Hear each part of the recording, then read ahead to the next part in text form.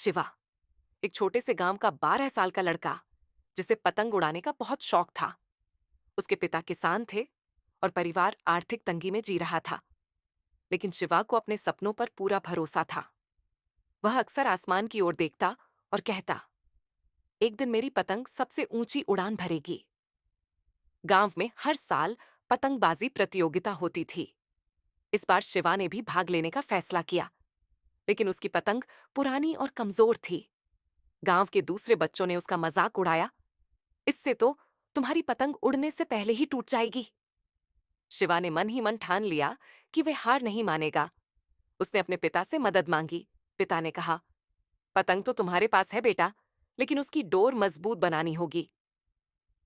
शिवा ने अपनी पुरानी पतंग को खुद ठीक किया और डोर के लिए गांव के बड़े पेड़ की जड़ों से मजबूत धागा बनाया। लेकिन जैसे ही प्रतियोगिता का दिन आया, तेज हवा चलने लगी। बच्चे डर गए और कईयों ने भाग लेना छोड़ दिया।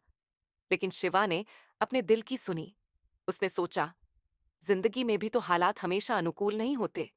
अगर अब हार मान ली तो कभी जीत नहीं पाऊंगा। जब प्रतियोगिता शुरू हुई तो हवा और तेज हो गई। शिवा की पतंग सबसे ऊंची जा रही थी, लेकिन तभी उसकी डोर फंस गई।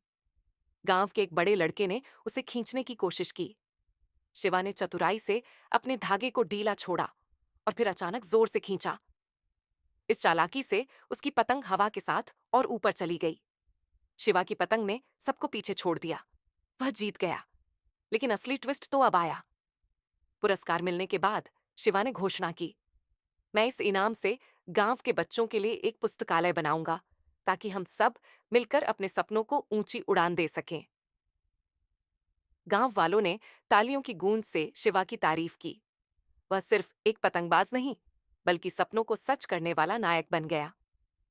शिवा की कहानी हमें सिखाती है कि परिस्थितियां चाहे कितनी भी कठिन क्यों ना हो, अगर हमारे इरादे मजबूत हैं और हम मेहनत करने को तैयार हैं, तो हम ऊंची उड़ान भर सकते हैं। मुश्किलें चाहे जितनी हो, सपनों की डोर कभी मत छोड़ो।